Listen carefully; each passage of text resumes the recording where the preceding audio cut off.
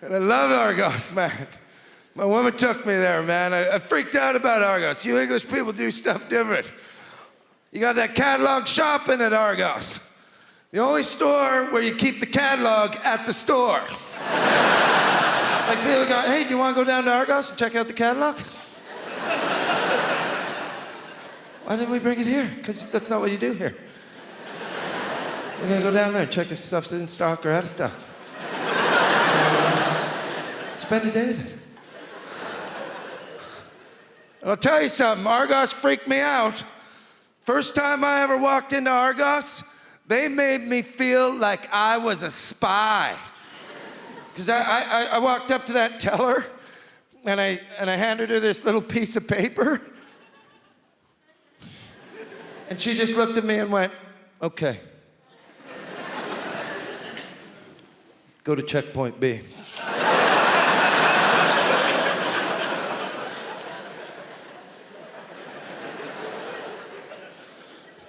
Yeah, I went to checkpoint B. They didn't even know who I was, man. I was like, you don't know me? I'm 376. I think you have a package for me.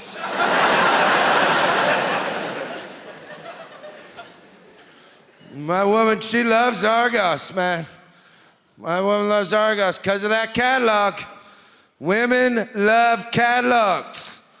Catalog to a woman is like the Bible, except real. Yeah, stuff actually happens in the catalog. My woman doesn't even need to look at the index to know what page the stuff she wants is on. My woman will walk into Argos, just kick those doors open, grab her little red gambler pen there. Feel lucky, Tom. She'll flip through that catalog like she was a Jedi Knight. She'll be like, that's what I want, Tom. And I'm always amazed. I'm like, wow, how'd you do that? She goes, I'll show you something else, Tom. That's what you want. And I'm standing there looking at it going, I don't even know what I want. And then I look at it and go, holy shit, that is what I want. A trampoline.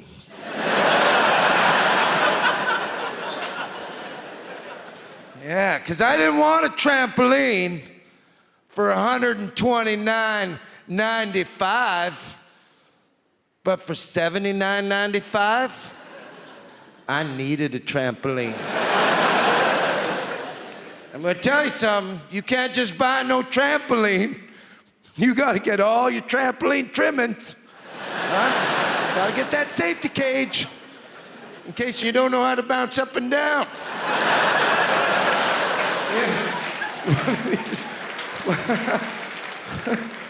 One of these sideway bouncers. Turns out I'm a sideway bouncer. I was bouncing from side to side. I smashed my head against that safety bar, and I'm bleeding in the safety cage. Thank God that safety bar was there to stop me from landing on that soft grass. Tommy, you could tell me, did I get unlucky? What would be, I know you're a builder, not an electrician, but you can still answer this question. What would be your absolute record in a row for not turning up when you promised you would? 4. 4. God bless your honesty.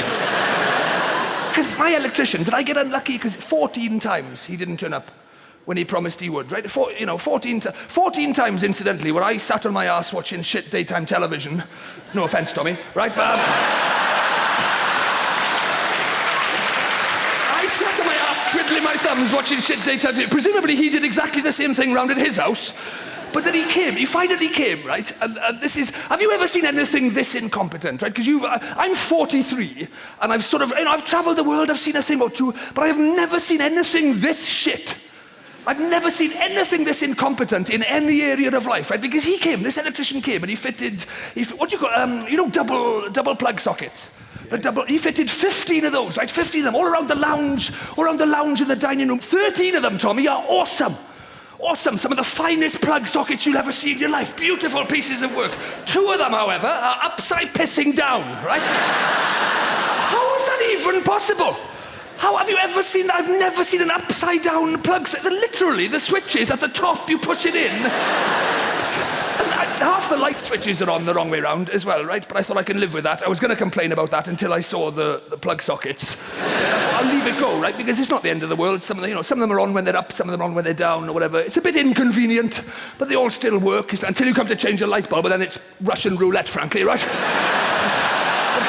I let it go. I let the light switches go. We've all seen that before, right? But I've never seen upside down sockets, so I rang him, right? And the conversation I had with my electrician is in my anger management diary, right? This is the conversation with my electrician because he's put 2 plug sockets upside down in our lounge. I rang him, right? This is the electrician. I rang him. I said, oh, this is a bit awkward, but you seem to have fitted 2 of the plug sockets upside down. Do you know what he said, Tommy? Are you sure? I said, I think so. Yeah, I'm pretty sure. I mean, let me just check. Oh, hang on, my girlfriend's just come in. Her head seems to be roughly the same height as mine. Her eyes are above her mouth, and when we drop things, they fall towards our feet. We seem to be the right way up, mate. This is a genuine question from my electrician, Tommy. A genuine question. Would you prefer them all the same way up, would you? I think I would. I'm sorry, I'm old school. What can I say? I can't help it. And he's always on the front foot. He's one of those people, he'll never take a criticism, this guy, right? Because he's like, what do you want me to do about it? He's on the phone. What do you expect me to do about it? I said, well, it seems to me you've got 2 choices, right? One involves you popping back to the house and turning the 2 sockets round. Right? And the other one involves you trying to persuade the entire world to start living upside down, doesn't it? But I should point out, if you do decide to go down that second route, it could actually involve a lot more work for you in the long run, right? Because once you've travelled the world spreading the topsy-turvy gospel according to St. Pissing Nutjob the Inverted, right? You'll have to bounce back here on your head and redo the 13 sockets you put on the right way round in the first place. But I think women should just let it out. It's a big day in a girl's life when she can freely let rip in front of her bloke. It is. I think women should be having I farted in front of my boyfriend for the first time parties. I do. I think they should be ringing up their mums, just going, Mum, I've got something to tell you. Oh, darling, what is it? What is it? What is it? What is it? I just did a fart in front of Tom. Oh, darling, that's wonderful news, wonderful news. And what did he say? He didn't say anything. He just laughed and farted back. My little girl's all grown up. Meanwhile, Dad will be in the background just going, women are farting far too early in front of their boyfriends these days.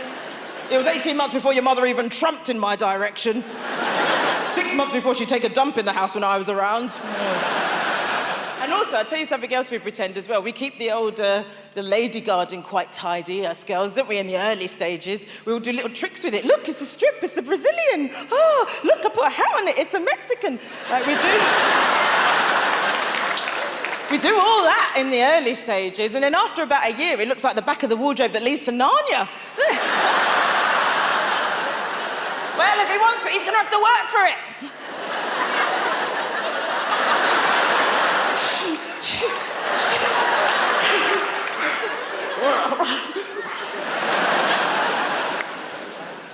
People saying to me, Andy, you could try meeting people in a nightclub. You'll never meet anyone good in a nightclub because the nightclub environment is designed to have us make bad decisions. It is because it's dark, you can't see, you can't hear. You know what, if nightclubs want to be responsible, what they should do to help us out is just before the exit, they should have a brightly lit room where you can check out the person you're leaving with.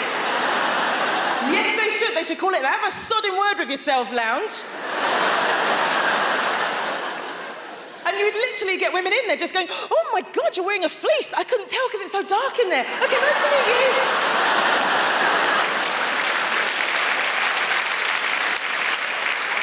But listen, if you meet somebody online, what I'm going to say is there's some safety things to take into consideration. Now, I met somebody through Twitter, just the once. I'll never do it again. And it was the most irresponsible thing I think I've ever done. And I spoke to a friend about it before we met up, and I said, listen, I've met this guy, and we seem to really like each other, and we're talking about meeting up. What do you reckon? Should I meet him? And before my mate even had a chance to say anything, I said, you know what? I am going to meet this guy. You know why? Because life's too short. And my mate just went, yeah, you're going to find out how short. And my mum says, she says, look, if you go on these dates, make sure you meet in a public place, okay? And I'm just going to add something to that. Public place, brill. Public house, excellent. Public toilet.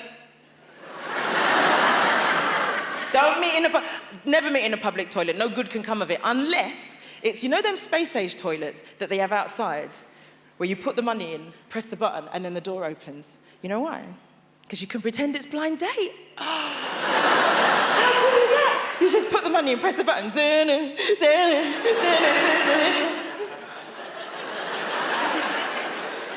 And if you don't like it, just press the button really quickly.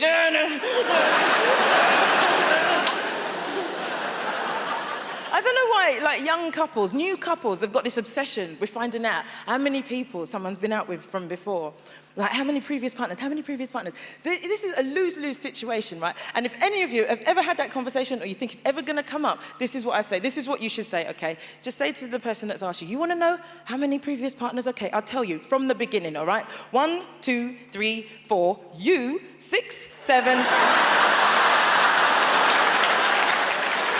I don't know how you guys got here tonight. I squatted down, put my head between my knees, and fell forward. That's how I roll.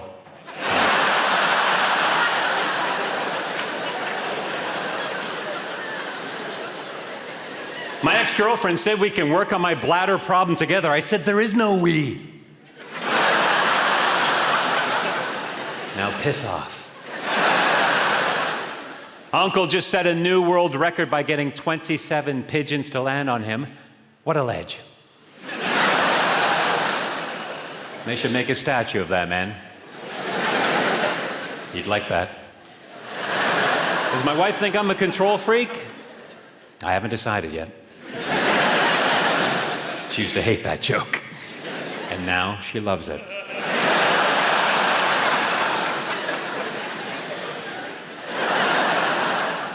The other night at a party, my wife got drunk and told everyone she invented the echo. I said, listen to yourself.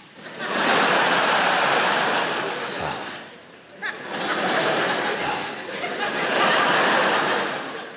Fat people block the pavement. There's no getting around it. Ever take a shit so big you needed a midwife?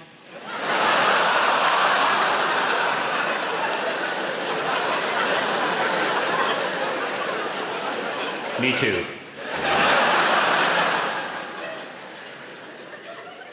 Unfortunately, the blueprint to my honey farm was destroyed. I have no plan B. In some circles, I'm considered the inventor of the hula hoop. People who reinforce their own country's negative stereotypes. What's that all about? Hey? Gets me so angry I want to just throw down my jar of maple syrup and crawl out of my igloo, pick up my ice hockey stick and club a seal. Or a moose. Or Justin Bieber.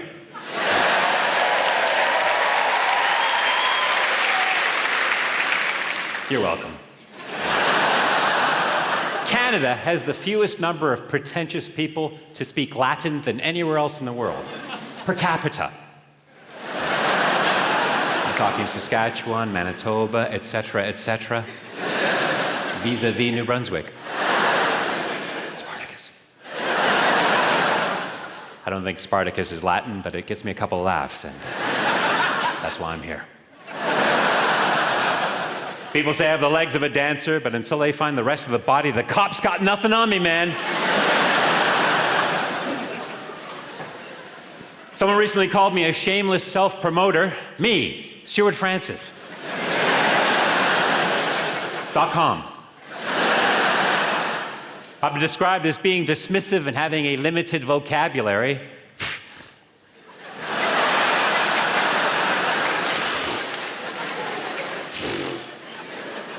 Women. People say I'm a plagiarist. Their word, not mine.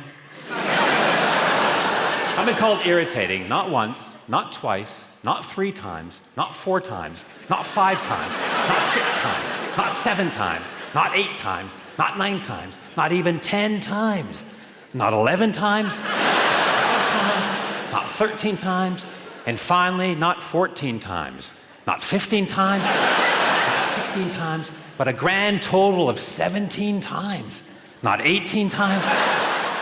Hope I haven't offended anybody. You don't know. You can talk about whatever you want on stage. Nobody gives a toss. You talk about cats. Don't talk about cats on TV. You know? Even if it's a funny thing about cats. Like Cat in the Bin. Remember that? There was a week of Cat in the Bin. A week of a cat going into a bin. You remember the first time you saw that horrific, horrific footage? The cat go into the bin. I know, live it with me, brothers and sisters. Is this just me, or was your first reaction, why is Susan Boyle putting a cat in a bin?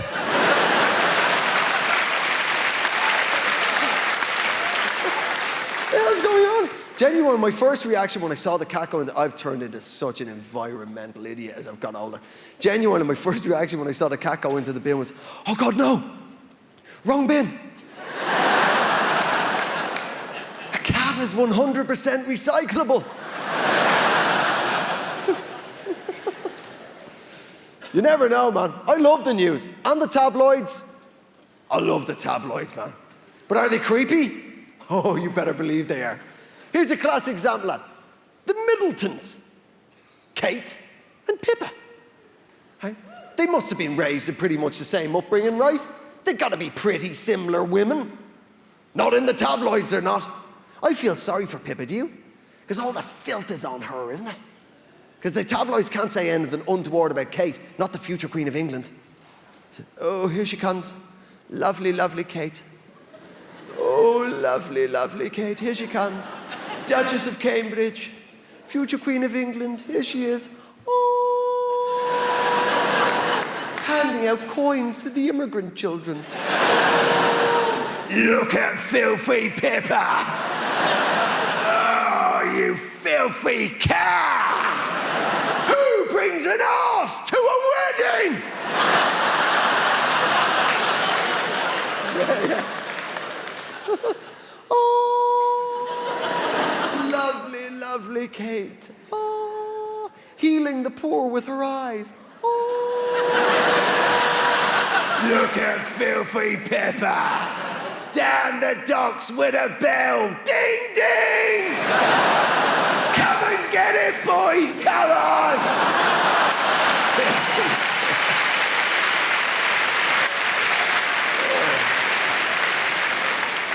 That's all I'm saying, people. I hope I haven't offended anyone. You just don't know when you're a comedian. I'll give you an example of this. I did a gig for the biscuit industry. That's right, people. I work for the biscuit industry. I know. It was terrifying, man. It was 15 biscuit businessmen. And I was dreading it, man. You know, not like this. I knew you were going to be good. But it turns out they were great. They were fantastic. And that's why I said it. I only said it because they were good. And I didn't walk straight on and say it. At the end of the gig, I went, listen, you've been fantastic. They were like, more. I'm like, no, I can't. I have to go do another gig. But before I go, can I ask you something? They're like, yeah. Anything? Yeah. It's about biscuits. Yeah. This is all I managed to say before the whole crap house went up in flames. Wagon wheels. They're the same size as they've always been.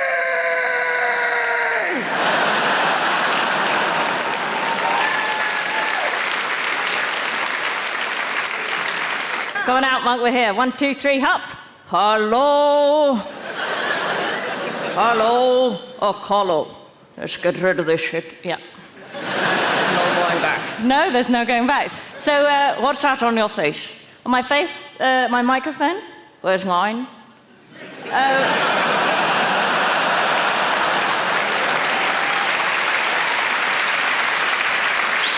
You haven't got one, monkey. Well, that screws up the illusion. So, what are you going to do? I don't know, do you want to tell some jokes? Why did the monkey cross the road? Because he saw you standing behind him, rolling up your sleeve. That's horrible. I'm sorry about that. I want freedom from you. Really? Yeah, I hate this vicarious life. I don't even have my own problems, I have yours. I can't sleep at night, I'm so worried about your mortgage. I'm sorry, I want freedom. I have of late, but wherefore I know not, lost all my mirth. Forgone all custom of exercise. Indeed, it goes so heavily with my disposition. What's this? Oh, I don't know, just some shit I wrote when I was locked in a room with a typewriter. Weird. So, no, just I want freedom, you know. I want to be like you.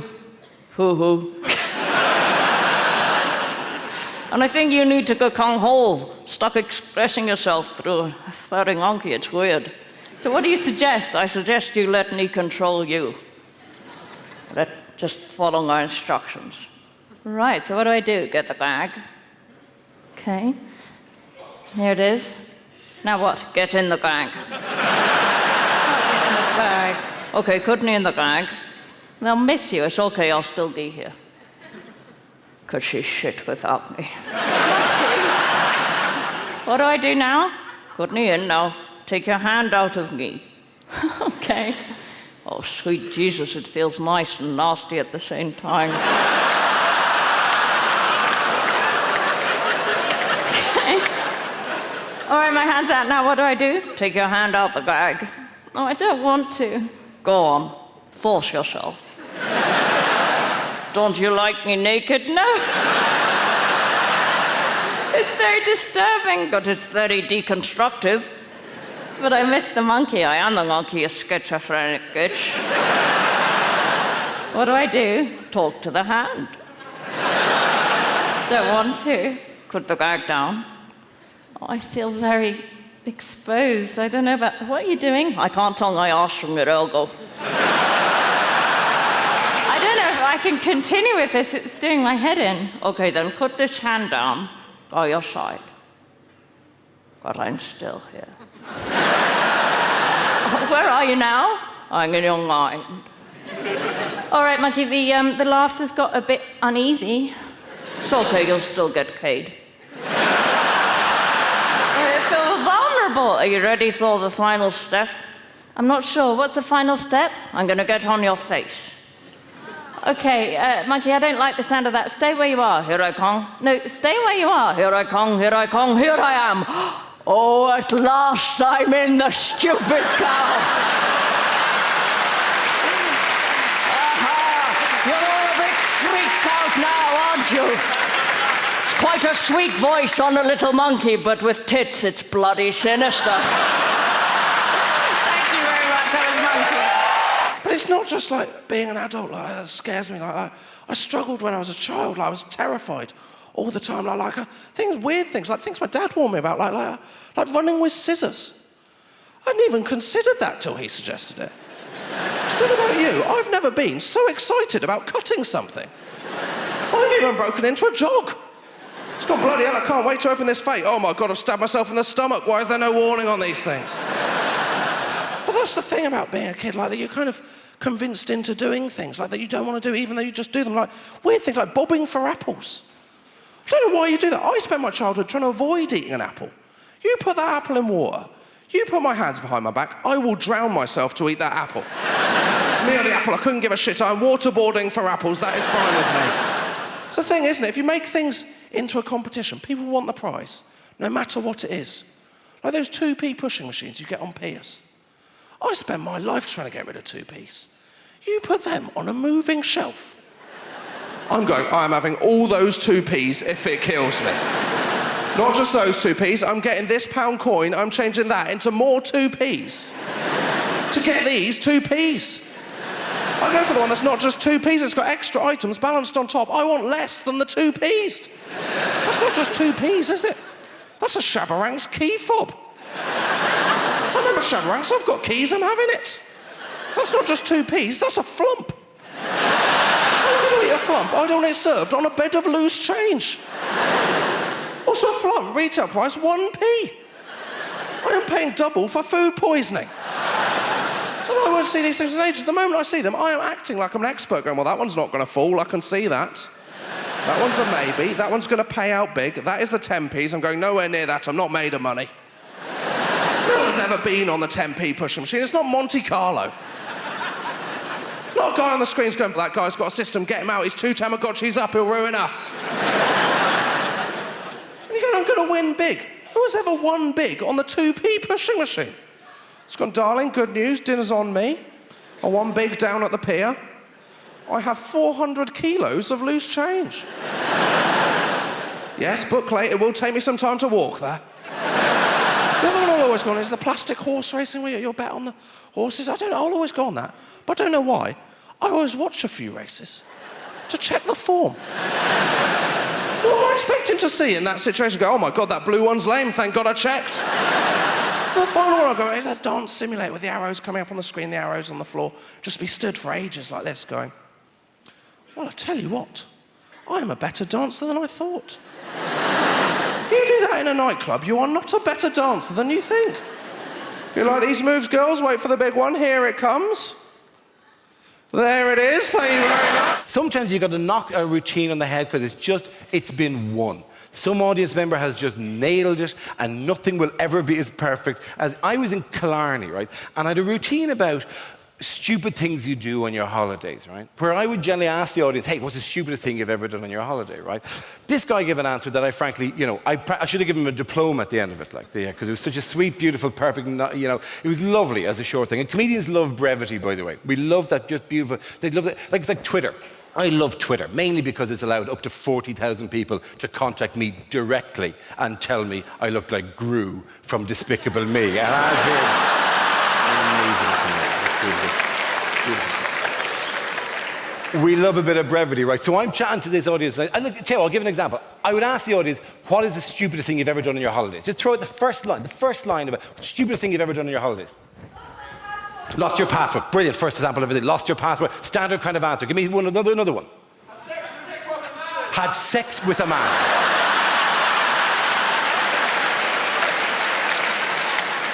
A surprisingly common response. And if you're gay, actually not that weird at all. That's great. So, lost the passport, has sex with a man. Give me one more for the hell of it. Bit by a donkey. That's very much the stupidest thing that donkey did, rather than you, if the truth be told, right? So lost a passport, has sex by a man, bitten by a donkey. It's a hell of a night out, right? It's a fantastic single evening. If you could roll that into one story, you were in the game here, right? That is fantastic. They're all good answers, right? But they could have happened anywhere, right? With respect, you could have lost your passport at home, you could have a sex with a man anywhere you want. It's on your phone, Grindr, check it out, right? You could go to Blackpool and have sex with a donkey, or be bitten, not have sex with a donkey.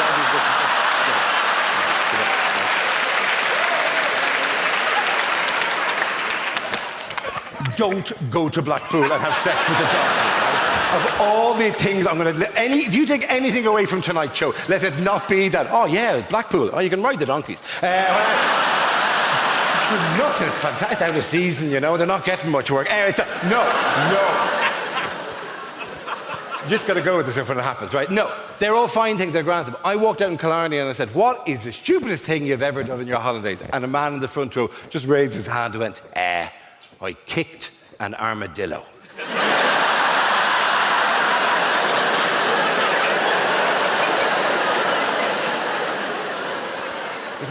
Why did you kick an armadillo? I don't know. He just walked out in front of me. I don't know what to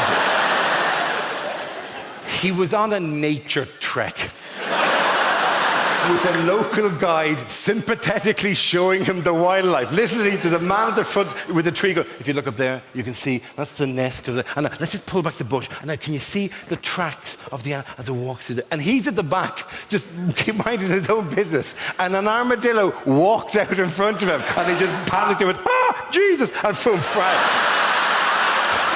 hoofed it. Properly caught it with the instep. Fam, right? Lifted it over a tree. Converted the armadillo, right? Now, I have no idea what I find more delicious about story, right? The face of the tour guide going, don't kick the wildlife. Was that not obvious in the general tone of what we're doing here today? Or the armadillo going, this is a bad day for it.